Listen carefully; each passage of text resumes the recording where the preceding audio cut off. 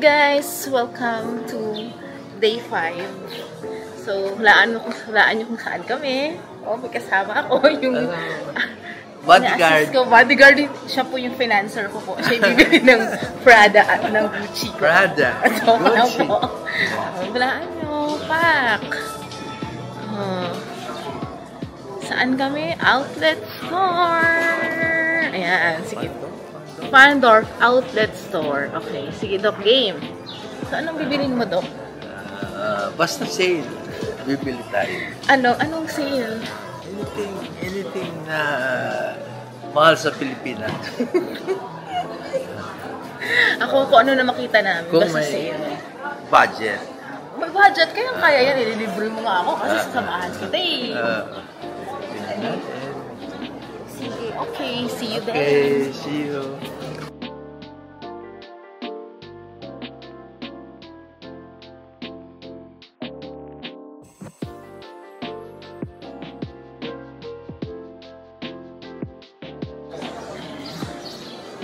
Dito tayo sa Lacoste at Boss. That's my favorite brand. Lacoste. Pang tatay yung brand.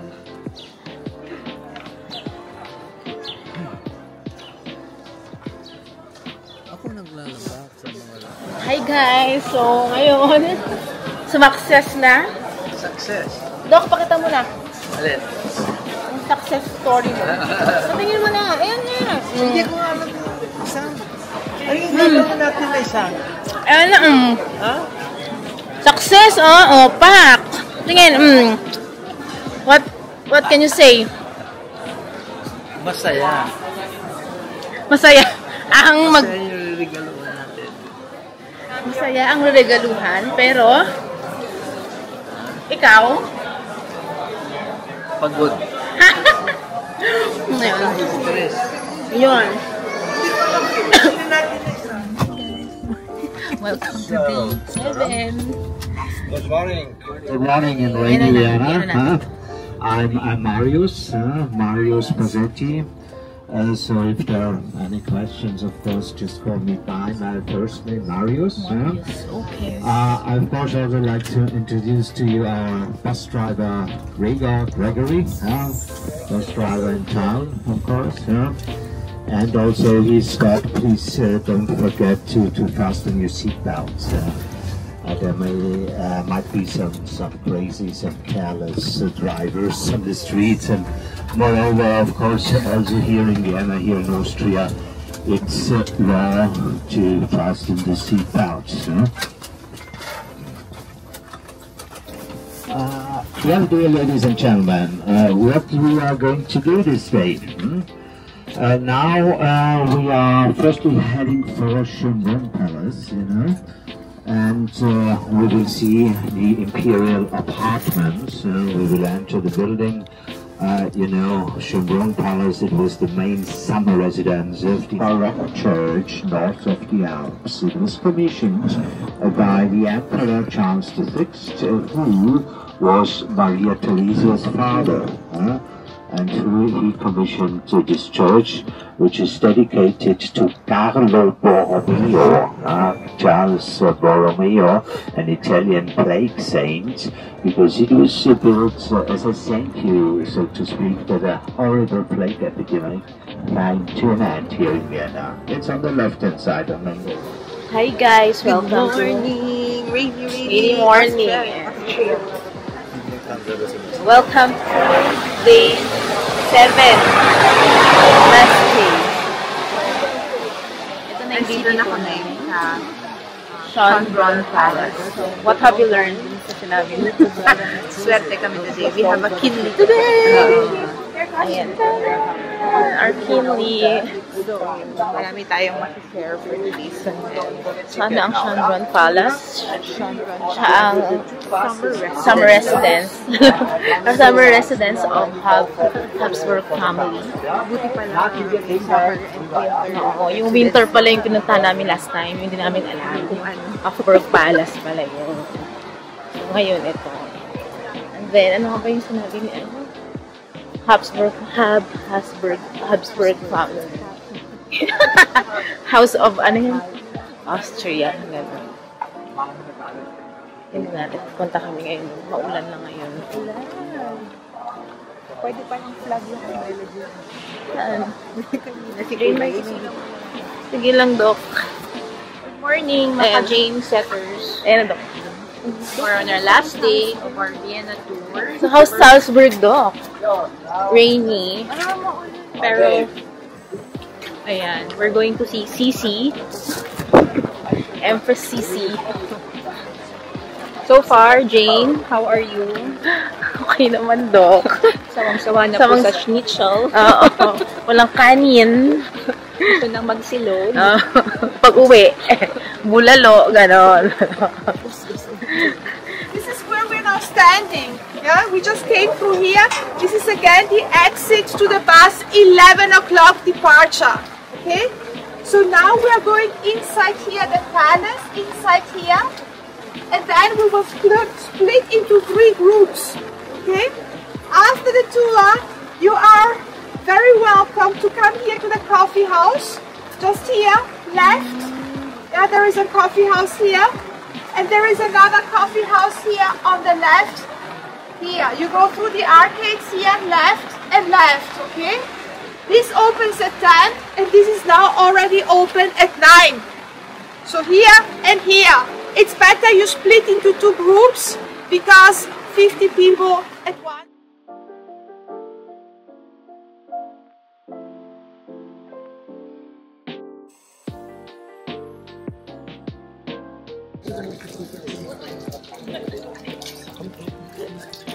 Entrance.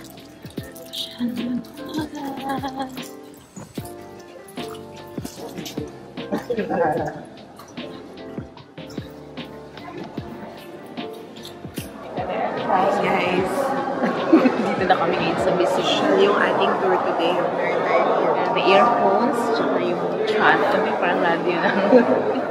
Ano ito? May lapel tayo guys. BBB na tayo. BBB na tayo. Okay, so tingnan natin. Ikwento na namin sa inyo yung mga matutunan namin dito mamaya paglabas. Meron kaming meron kaming coach. Hindi ito katulad ni Kinley na nagsasalita. Hindi namin si Marius. Si Mark. Wala bang sure?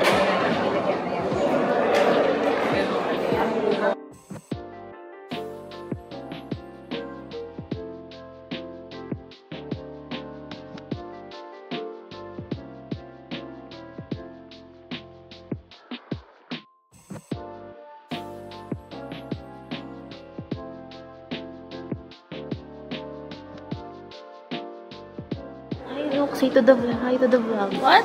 Say hi to them. Hello.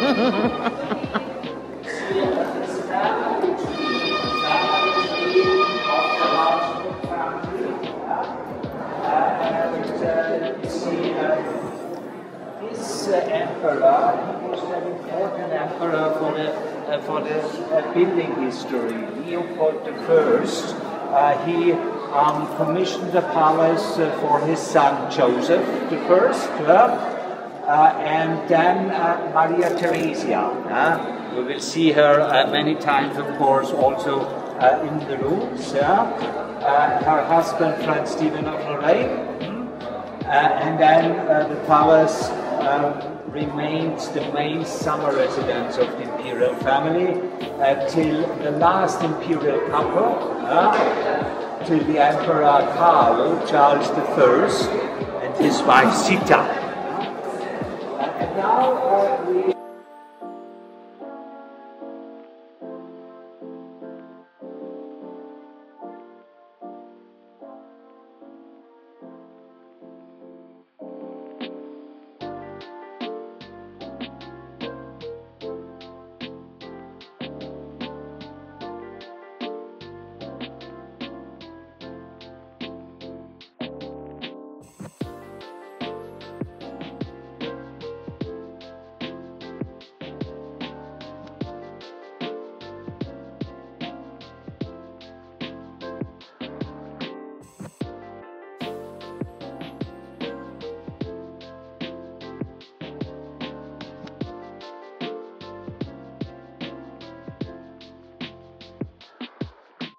you see her as Queen of Bohemia in the white and blue gown, as Queen of Hungary in the red velvet gown. And she's then again circled by her crown lands, all the territories which once belonged to her huge empire. And those crown lands, they are shown as figures with their typical products. So for instance, the upper Italian crown lands, they can be seen with their typical products, silk and wine over there. Now we are going to the first. Well, and there you can get this view into the gardens. You see the stage. They are preparing a concert, the traditional, actually, summer night concert here behind the palace, which will be given on next Friday. It's an open-air concert. Hopefully it will not rain that evening. A Chinese lacquer work on the walls can be seen. Tsaka yung itim nila na. It's made of 11 different kinds of precious books. Let's stop. And the last ceiling fresco.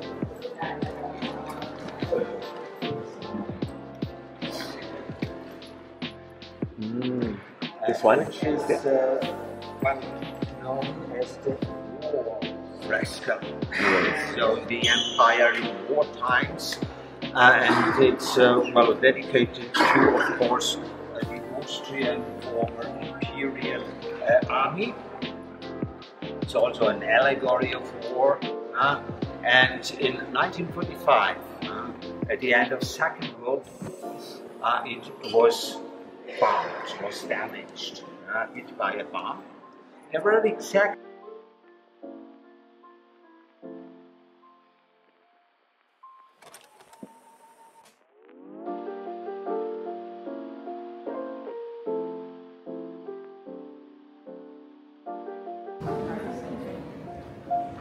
The carousel room has its name after the painting in front of us on the left, which is showing a so-called ladies' carousel.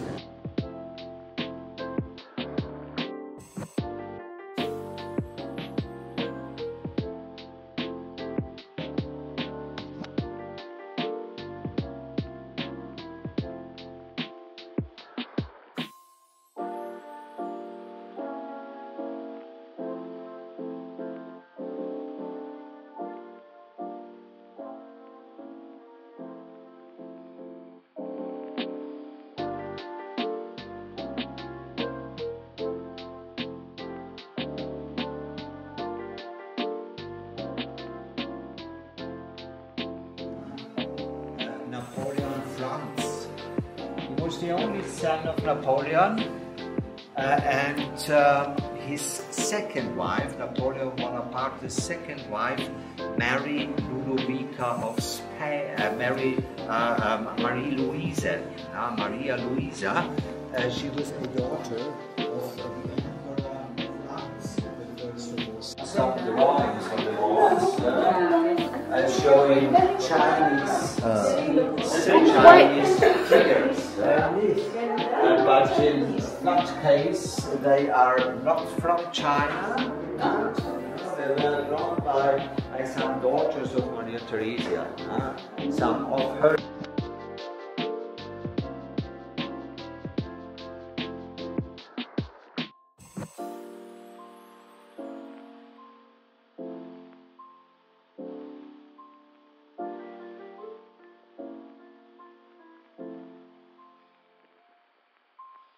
Very fine. Tapestries and curtains. In former times, originally it had been a club.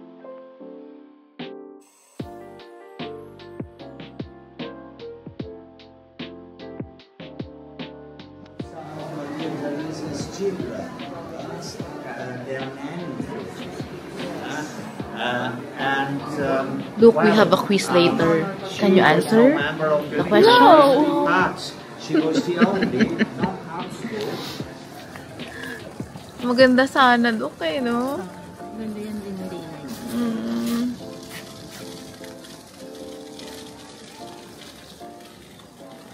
Malaki. Sobrang maulan. Malamig na, at least malamig. Pero ang problem is hindi mo makapagpa-picture dun sa Schönbrunn Palace. So maganda sana. Maganda sana. Oh, pak.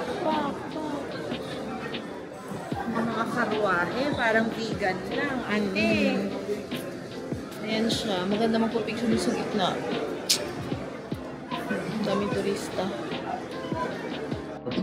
This is Maria Theresia, the monument to Maria Theresia. It's the biggest monument in Austria. And the next building here on the left-hand side, well, it's the Museum of Natural History, housing the former Imperial Natural Science Collection. A very, very outstanding zoological collection, for instance, as well as a prehistoric collection. A lot of skeletons of prehistoric animals are displayed in this museum we have seen. And now, on our left-hand side, this is the Austrian Parliament. The statue in front of it, it's the Greek goddess of wisdom, Athena. And you can see that the Austrian Parliament was designed as an ancient Greek temple. Greece as the cradle, the origin of democracy. So here in the Austrian Parliament, well, there is the National Council of Austria.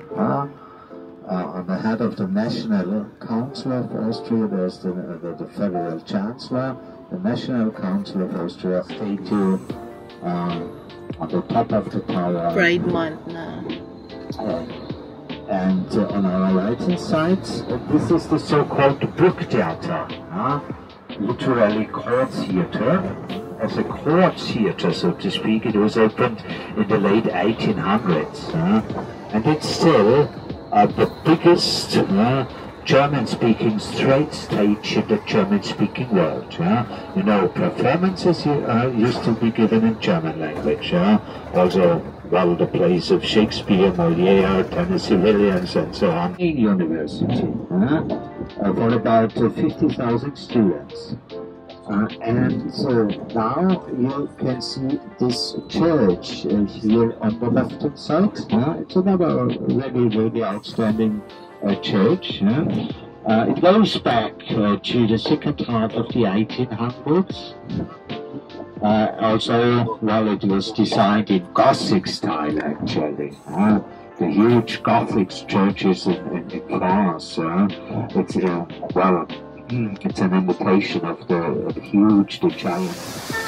Hi guys, so ngayon Dito kami sa Stephen Plant ulit. magla-lunch. A rainy. Medyo biglang lakas ng ulan. So Sunday today, so dito pala sa Austria, pag Sunday, sarado lahat mga stores. Pero yung mga souvenir shops na kakainan, open. So pag nagala-gala mo mag-shopping kayo, make sure nyo na hindi Sunday. So ayan, lapas ng ulan no. Pakakano. Si France. Martin. Ang laman ay mga artworks, pero syempre, hindi tayo papasok dyan. Na hindi pala na-vlog, kasi nga naghiwalay. Ayun. Oo. Maabangan nyo yung shopping namin. Mga nabudol ng Prada. Kuya Eddie. Ayan, so, tas ngayon, ayun na, nagkape kami dun sa Palas. Nantok, ay sa, Tulog talaga kami. kasi may nasingot kaming, hindi ata yun yosi lang eh, kasi unusual sa akin na nakakatulog. Sarap ng tulog na guys. Sa bus. So baka yung nasingot namin, baka ibang Kasi legal dito guys. Ngayon, makita namin, try namin pumasok sa cannabis store. Pero huwag na kami i-bash ha. So try namin. Lunch. Tingnan natin yan.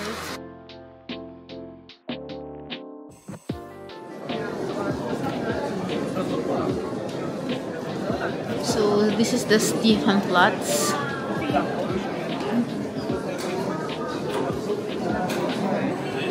Daming tao.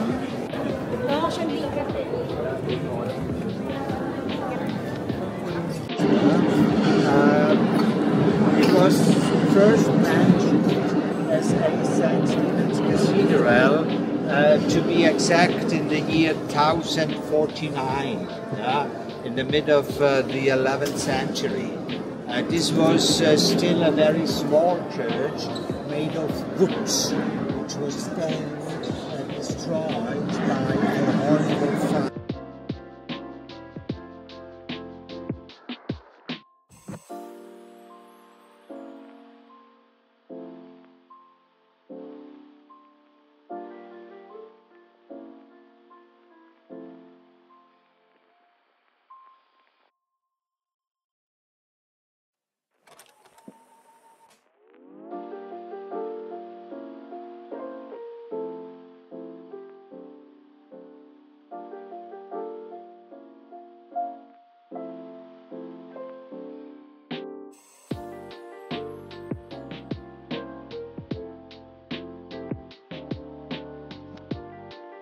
It's the high grave of a famous, very, very famous emperor. And the was the first member, main member of the Habsburg family who became emperor of the Holy Roman Empire. It was dedicated to the patron saint of St. Stephen's Cathedral, St. Stephen. A very early saint. He goes back to Roman times and the 1st century.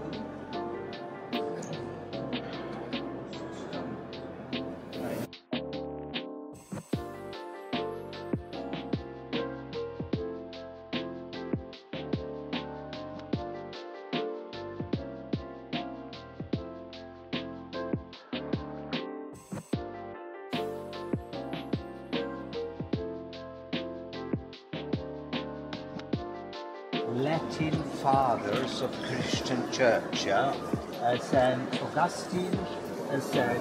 Gregory, St. Jerome, and St. Ambrose. And their faces also stand for the four temperaments. And immediately I go to the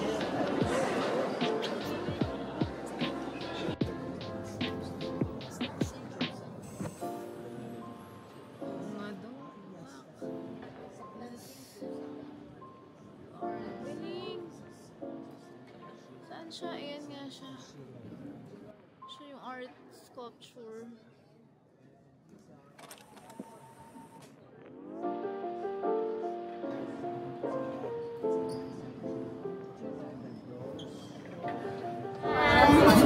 So guys, hindi natin magagawa. Kailangan natin magawa ang matikman ang Vienna sausage in Vienna. So, pero ang ginawa namin sa sausage, hiwa-hiwa na. Eh, hindi namin sinais. Sige mga kain, tingnan mo na. Oh, alika na. Okay. Ito ay classic Reiner. So, yan daw yung, the usual. Ito, bago to. Ano to? Bratwurst. So, sige, tikman mo. Kain ka na. Di ba yan? Naka-video. May taste test. Sarap? Masarap yan. This has cheese. Para may iba. Okay, yung mahirap na alat. Gusto ko may sausage. So, conclusion na daw. What have you learned? Kasi ano na namin to. So, Ito na yung last namin na last afternoon day. gala. So, ang conclusion, hindi naman, ang natutunan ko pala is, ano nga ba yun? Pag Sunday, sarado yung mga stores dito. So, Sarado ang groceries. souvenir shops lang yung mga open. So, plan your shopping spree accordingly. Yeah. So, at least medyo atipid-tipid kami ng konti today. Kasi wala mga budol. Walang mga budol. Saan So, pa ba? papakita namin yung St. Stephen Cathedral. Anong patron Saint Stephen. Patron saint siya na ang Germany. At super important saint siya dito. And then, kailan ba yung December 26, November 26 ang kanyang feast day. Feast Day. Tingnan mo nyo guys, ang ganda niya. Pagala daw nito.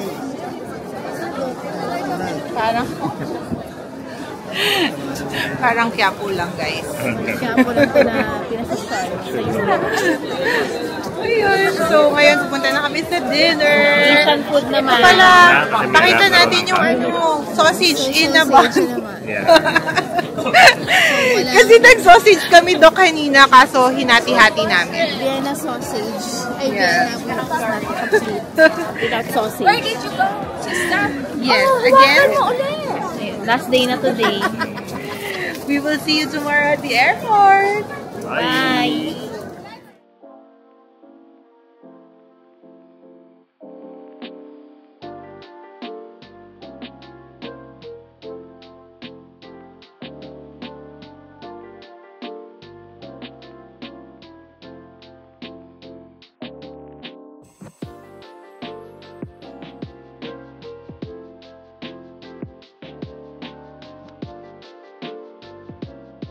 Hi guys!